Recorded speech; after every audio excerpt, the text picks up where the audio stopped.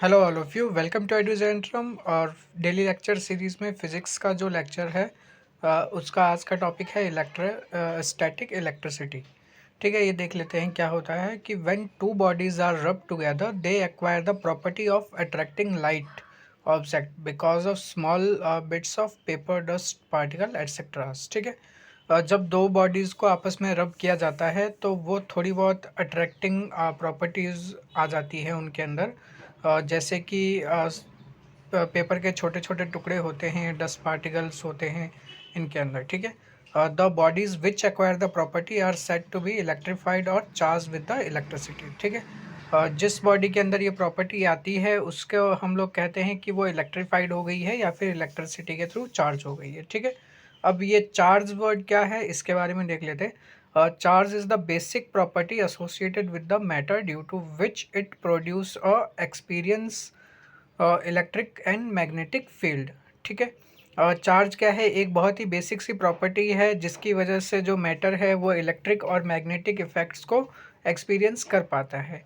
ठीक है, Benjamin Franklin ने चार्ज को नाम दिया था कि एक पॉजिटिव चार्ज होता है और एक नेगेटिव चार्ज होता है। ठीक है, सिमिलर जो चार्ज होते हैं, जैसे कि अगर दो पॉजिटिव चार्ज हैं तो वो एक दूसरे को रिपेल करेंगे, और अपोजिट चार्ज हैं जैसे एक पॉजिटिव और एक नेगेटिव है तो वो एक दूसरे को अट्रैक्ट करेंगे। ठीक है, charging of bodies takes place due to transfer of electrons from one body to other body. ठीक है, अगर आप किसी बॉडी को चार्ज कर रहे हो तो इसका मतलब ये हुआ कि एक बॉडी से आप इलेक्ट्रॉन निकाल कर दूसरी बॉडी में इलेक्ट्रॉन्स दे रहे हो, जिसकी वजह से वो चार्जिंग हो रही है। ठीक है, a list of material has been given. ठीक है, ये मटेरियल जिनको आपस में रब करते हैं और उनकी वजह से जो है वो चार्ज्ड हो जाते हैं नेगेटिवली, तो इस वजह उनकी कुछ लिस्ट दी गई है तो वो देख लेते हैं। जैसे फर होता है, ठीक है, फ्लैनल हो गया, शलक हो गया, सीलिंग वैक्स हो गया, glass, paper, silk, human body, would, metal, Indian rubber, resin, amber, sulphur, ebonite, Gutta पर्चा, ये सब जो है अगर आप इनको किसी अदर ऑब्जेक्ट के साथ रब करोगे तो ये चार्ज्ड हो जाएंगे। The other material will be neutrally will be the negative charge. ठीक है, जिसमें से कि ये जो मटेरियल हैं अगर आप इनको रब करते हो तो ये पॉजिटिवली चार्ज होते हैं, और इसके साथ जो अदर मटेरियल को रब करोगे तो वो नेगेटिवली चार्ज होएगा। ठीक है, और सरफेस डेंसिटी ऑफ चार्ज क्या होती है? Surface density of charge is defined as the amount of charge per unit area on the surface of a conductor। ठीक है, कोई कंडक्टर है, कंडक्टर इन द सेंस जिसमें से इलेक्ट्रिसिटी पास हो सकती है। ठीक है, वो कंडक्टर होता है, इलेक्ट्रिसिटी एंड हीट का ट्रांसफ़र हो सकता है, उसको हम कंडक्टर बॉडी कहते हैं। ठीक है, तो उसके एक यूनिट सरफेस एरिया पे जितना चार्ज आ सकता है उसको क्या कहते हैं? हम उसकी सरफेस डेंसिटी कहते हैं। ठीक है, the surface density of a charge at a point. ठीक है, तो द सरफेस डेंसिटी जो है वो किस पे डिपेंड करती है?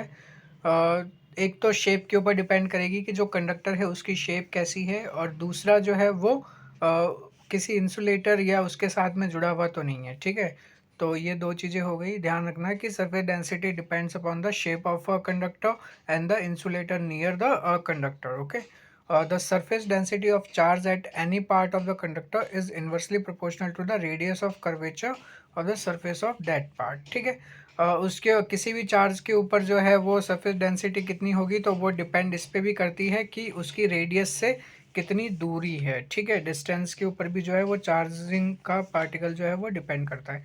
This is why the surface density of a charge maximum at the pointed part of the conductor. ठीक है, इसलिए जो है वो मैक्सिमम डेंसिटी जो है वो कंडक्टर के पॉइंटेड पार्ट्स पे होती है।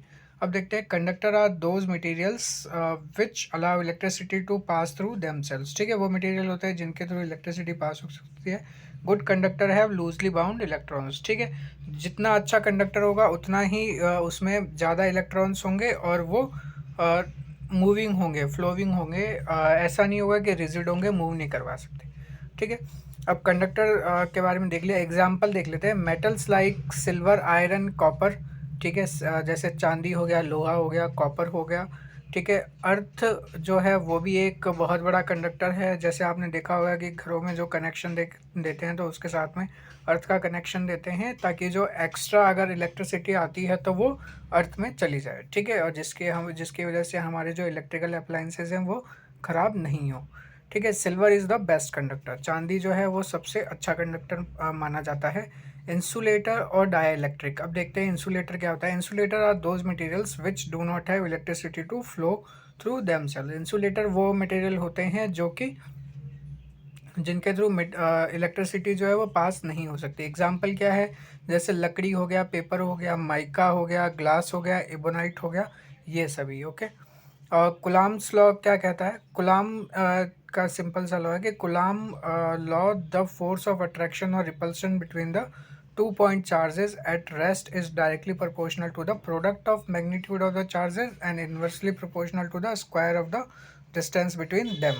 ठीक है। सिंपल सा है। देखो, जैसे कि फोर्स ऑफ अट्रैक्शन के बारे में बात कर रहे हैं तो दो चार्ज है, एक तो Q1 चार्ज है और दूसरा Q2 चार्ज है। ठीक है, तो ये जो है इनके डायरेक्टली प्रोपोर्शनल होगा। ठीक है, और फोर्स जो है उनकी डिस्टेंस के इन्वर्सली प्रोपोर्शनल के स्क्वायर होगा। ठीक है, तो F is equal to 1/r² और F is directly proportional to Q1 Q2।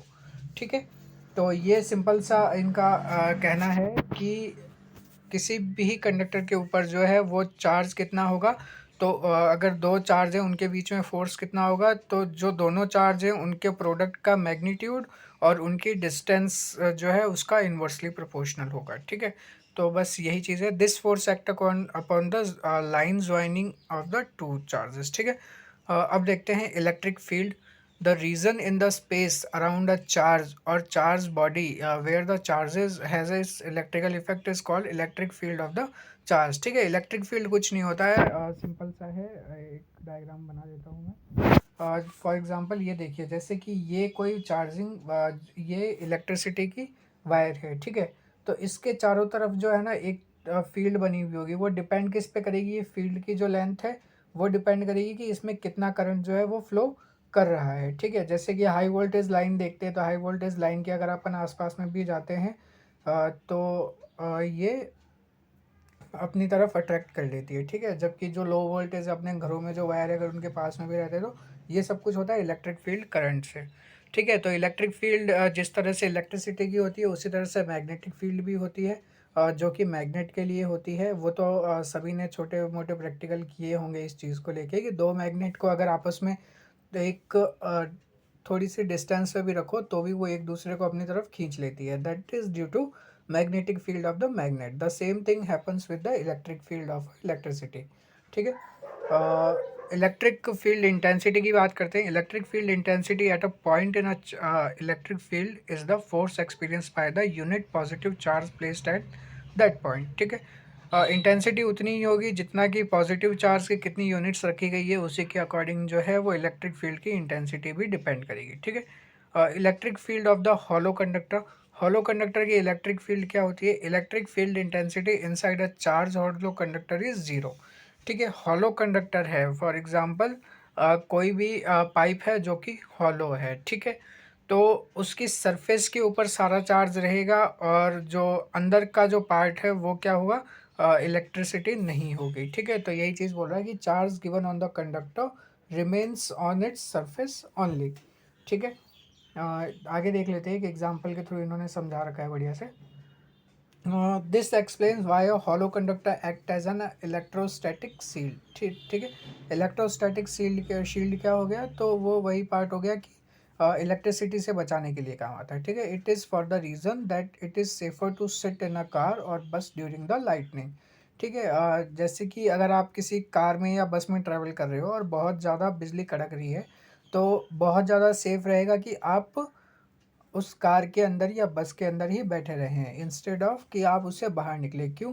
क्योंकि एक जो बस है या कार है तो वो एक शील्ड की तरह काम करती है, हॉलो कंडक्टर की तरह काम करती है। तो अगर इलेक्ट्रिसिटी उसके ऊपर गिरती भी है, लाइटनिंग अगर उस पर आती भी है तो वो उसके बाहर की सरफेस पे रहेगी, ना कि अंदर की तरफ आएगी। ठीक है, इलेक्ट्रिक पोटेंशियल देख लेते हैं। Electric potential at a point and an electric field is the work done into the bringing a unit positive charge from a infinity to that point. ऐसा ही फॉर एग्जांपल मान लीजिए कि कोई पॉइंट है, ठीक है, ये इलेक्ट्रिक फील्ड का एक पॉइंट है, इससे इनफाइनाइट डिस्टेंस पे एक चार्ज है Q1, ठीक है। तो इस Q1 चार्ज को इस पॉइंट तक लाने में आपको जितना वर्क डन करना पड़ेगा, ठीक है, उसी को हम लोग क्या कहते हैं, इलेक्ट्रिक पोटेंशियल कहते हैं, ठीक है। और ये एक स्केलर क्वांटिटी होती है। फिर आते हैं पोटेंशियल डिफरेंस पे कि work done in a bringing a unit positive charge from one point two other point is potential difference between the two points, ठीक है। सीधी सी बात है कि अगर एक पॉइंट पे Q1 चार्ज था, ठीक है, इसको हम लोग दूसरे पॉइंट पे लेके जाएंगे तो इसके बीच में जो है वर्क डन होगा, उसी को हम लोग क्या कहेंगे, पोटेंशियल डिफरेंस कहेंगे, ठीक है। It's the SI unit of volt and scalar quantity, ये भी एक स्केलर क्वांटिटी होती है और इसकी जो एसआई यूनिट है वो भी वोल्ट ही होती है, ठीक है। इलेक्ट्रिक कैपेसिटी की बात करते हैं। Electric capacity of a conductor is defined as charge required to increase the potential of the conductor by unity, ठीक है। कि कोई भी कंडक्टर है, अगर आप उसके चार्जिंग बढ़ाना चाहते हो एक यूनिट से, तो उसके लिए उसको कितना चार्ज रिक्वायर्ड होगा, ठीक है। The potential of conductor is increase by V when the charge Q is given, ठीक है। किसी भी कंडक्टर का जो पोटेंशियल है वो v वॉल्यूम से बढ़ जाता है जब आप उसको q चार्ज देते हो। इसलिए कैपेसिटी ऑफ कंडक्टर को अगर निकालना हो तो कैसे निकालते हैं, q अपॉन में v, ठीक है। मतलब कि given charge divided by increase charge, ठीक है। और it is the SI unit of, इसकी जो एसआई यूनिट क्या है वो क्या है, फेराडे है, ठीक है। अब आप देखते हैं इलेक्ट्रोकेमिकल सेल के ऊपर। Electrochemical cell is a device which convert chemical energy into electrical energy, ठीक है। इलेक्ट्रोकेमिकल सेल पता चल रहा है कि केमिकल से जो इलेक्ट्रिसिटी बनाता है, ठीक है। तो ये केमिकल को इलेक्ट्रिक एनर्जी में कन्वर्ट करता है। दो तरह के होते हैं, प्राइमरी सेल होता है और एक सेकेंडरी सेल होता है। प्राइमरी सेल के बारे में देखते हैं। In primary cell electrical energy is obtain from irreversible chemical reaction, ठीक है। प्राइमरी सेल में इरिवर्सिबल केमिकल रिएक्शन होती है जो कि सेल के अंदर काम करती है, ठीक है। कंप्लीट डिस्चार्ज होने के बाद में अनसर्विसेबल हो जाते हैं। ऑब्वियसली अगर इरिवर्सिबल केमिकल रिएक्शन है तो वो एक ही बार यूज़ हो सकते हैं। तो एग्जांपल क्या है, voltaic cell, Leclanche's cell, Daniell cell and dry cell, ठीक है। सेकेंडरी सेल क्या है, the secondary cell is that which has to be charge at first from the external electric source then can be use to draw current, such cells are rechargeable, ठीक है। Secondary cell जैसे battery होती है phone की, आप दूसरी बार उसको charge कर सकते हो, तीसरी बार भी कर सकते हो, कितनी बार भी कर सकते हो और उसको यूज़ कर सकते हो, ठीक है। ये एक मैंने एग्जांपल लिया आपका। Production of electricity by chemical reaction was first discovered by the Alexandro di Volta, ठीक है। अलेक्जेंड्रो दी वोल्टा ने जो है वो 1794 में सर्च किया था केमिकल रिएक्शन से इलेक्ट्रिसिटी बनाना, ठीक है। इन्होंने क्या किया था, वोल्टेइक सेल जो है उसमें जिंक रॉड को यूज़ किया था कैथोड। जो जिंक की रॉड होती है वो कैथोड बनती है और जो कॉपर की रॉड होती है वो एनोड बनती है। एनोड और कैथोड देख लेना, पॉजिटिव और नेगेटिव चार्ज होते हैं। These rods are placed into the sulphuric acid kept in a glass vessel, ठीक है। और इन रॉड को किस में रखा जाता है, सल्फ्यूरिक एसिड में रखा जाता है और वहाँ से ग्लास वेसल के अंदर, ठीक है। और लेक्लांशियस सेल के अंदर क्या है, carbon rods act as a anode and the zinc rod act as a cathode, ठीक है। तो इनको देख लेना, कहाँ पे जिंक रॉड जो है वो यूज़ होती है, कहाँ पे कार्बन रॉड यूज़ होती है, ठीक है। तो जैसे कि वोल्टेइक सेल के अंदर कॉपर रॉड जो है वो एनोड के लिए यूज़ होती है, ठीक है। और लेक्लांशियस सेल के अंदर कार्बन रॉड जो है वो एनोड के लिए यूज़ होती है, ठीक है। और बाकी जिंक रॉड जो है वो दोनों में कैथोड के लिए, ठीक है। These rods are placed into the ammonium chloride और kept into the glass vessel, ठीक है। और जो वोल्टेइक सेल था उसको सल्फ्यूरिक एसिड में रखते हैं और इसको अमोनियम क्लोराइड में रखते हैं, ठीक है। द ईएमएफ जो इलेक्ट्रोमोटिव फोर्स है वो कितना है, 1.5 वोल्ट है लेक्लांशियस सेल का। Leclanche's cell is used for intermittent work which continuous electric energy is not required like electric bell, ठीक है। इसको इंटरमिटेंट वर्क के अंदर काम यूज़ लिया जाता है, जैसे कि जहाँ पे कंटिन्यूस इलेक्ट्रिक एनर्जी नहीं चाहिए होती है, जैसे कि इलेक्ट्रिक बेल जो होती है आप उसके अंदर इसका यूज़ कर सकते हो। In a dry cell, mixture of MnO2, NH4Cl and carbon is kept into the zinc vessel. ठीक है, ड्राई सेल कौन से जो घड़ी के अंदर अपनी वॉच के अंदर यूज़ होते हैं। MnO2, NH4Cl और कार्बन के मिक्सचर को जिंक की वेसल में रखा जाता है। A carbon rod is placed into the mixture which act as a anode. ठीक है, कार्बन रॉड को जो है वो मिक्सचर में रखा जाता है जो कि एनोड की तरह काम करती है। The zinc vessel itself act as a cathode. जो जिंक वेसल है वो कैथोड की तरह काम करती है। The EMF of dry cell is 1.5 volt. ठीक है, इसका भी ईएमएफ कितना होता है, 1.5 वोल्ट होता है। तो ये आपका चैप्टर जो है वो कंप्लीट हो गया है। नहीं, अभी इसमें एक पॉइंट और नहीं हो गया ये आपका जो चैप्टर है स्टैटिक इलेक्ट्रिसिटी। तो फिर पढ़ते रहिए आगे की तरफ। चैनल अगर आपको लेक्चर अच्छे लगते हैं तो आप इसको लाइक शेयर और सब्सक्राइब कीजिए, बिकॉज़ हम लोग काफ़ी मेहनत कर रहे हैं आपके लिए। मैम भी जो हैं वो डेली टारगेट आपको बना के पोस्ट करती हैं, और लेक्चर्स भी जो है वो लूसेंट के रेगुलर आते हैं। तो अगर आप देखते हैं तो आप इनको लाइक शेयर और सब्सक्राइब कीजिए और अपने फ्रेंड्स में इनको शेयर कीजिए। Thank you.